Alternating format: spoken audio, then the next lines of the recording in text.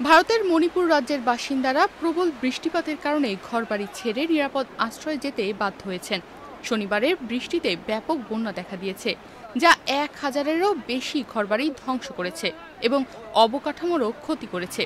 ভিডিওতে দেখা যাচ্ছে কিভাবে বন্যা তাণ্ডব চালিয়েছে ভারতের স্থানীয়রা বুক সমান জল ঠেলে চলাফেরা করছেন এবং উদ্ধারকারীরা নৌকা ঠেলেই কাজ করছে।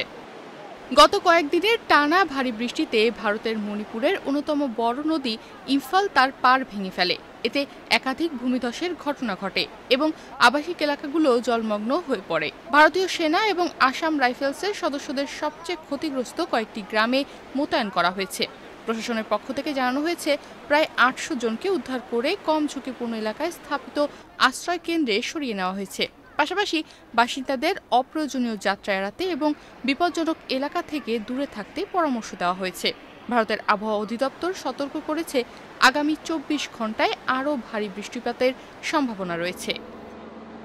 ভারতের আসাম, মেঘালয়, অরুণাচল, মণিপুর, মিজোরাম, সিকিম এই ৬ রাজ্যে গত ৪৮ ঘন্টায় একটানা বৃষ্টি, ভূমিধস ও আকস্মিক বন্যায় প্রাণ হারিয়েছেন অন্তত ৩০ জন। আসামে ৬০,০০০-এর বেশি মানুষ ক্ষতিগ্রস্ত হয়েছে। অরুণাচলের ইস্টকামেং জেলায় এক ভয়াবহ ভূমিধসে একই পরিবারের ৭ জন সহ মোট ৯ জন প্রাণ হারিয়েছেন। তাদের গাড়ি ছিটকে পড়ে যায় পাহাড়ি খাদে, পানির তোড়ে গিলে নেয় সবকিছু। গুয়াহাটি শহরে গত শুক্রবার ৬৭ বছরের রেকর্ড ভেঙে ১১১ মিলিমিটার বৃষ্টি হয়। ব্রহ্মপুত্র সহ প্রধান নদীগুলোর পানি বিপদসীমা ছুঁই করছে এবং এখনই আবহাওয়া বিভাগ রেড অ্যালার্ট জারি করেছে আসাম ও অরুণাচলে। অন্যদিকে উত্তর সিকিমে পর্যটকদের ওপর নো এন্ট্রি ঘোষণা করা হয়েছে। ভুটান ও সিকিমে লাগাতার বৃষ্টির কারণে এর পানির স্তর উদ্বেগজনকভাবে বেড়েছে। মেল্লি, কালিম্পং, তিস্তা বাজার সবখানে এখন রেড জোন। রাস্তাঘাট বিচ্ছিন্ন। উত্তর সিকিমে পর্যটক আটকে আছেন ১৫০০-এরও বেশি। ভারতের প্রশাসন মাইকিং করছে, কন্ট্রোল রুম চালু করেছে, উদ্ধারকারী দল মোতায়েন করা হয়েছে। তিস্তার পানি এতটাই বেড়েছে যে এখন তা বিপদসীমার উপর দিয়ে বইছে, আর এই পানি এখন নামছে বাংলাদেশের দিকে। যদি এই পানির চাপ কমানো না যায়, তাহলে বাংলাদেশের লালমনিরহাট, কুড়িগ্রাম, রংপুরের বিস্তীর্ণ অঞ্চল প্লাবিত হওয়ার আশঙ্কা রয়েছে। আগে থেকেই শুষ্ক মৌসুমে পানি কম থাকে এই এলাকায়। বর্ষায় হঠাৎ পানি বেড়ে গেলে কৃষি, ঘরবাড়ি, জীবন সবকিছুই হুমকির মুখে পড়ে। ওয়াটার বোর্ড ও দুর্যোগ ব্যবস্থাপনা কর্তৃপক্ষকে এখন থেকেই সতর্ক থাকতে হবে এই বিষয়ে।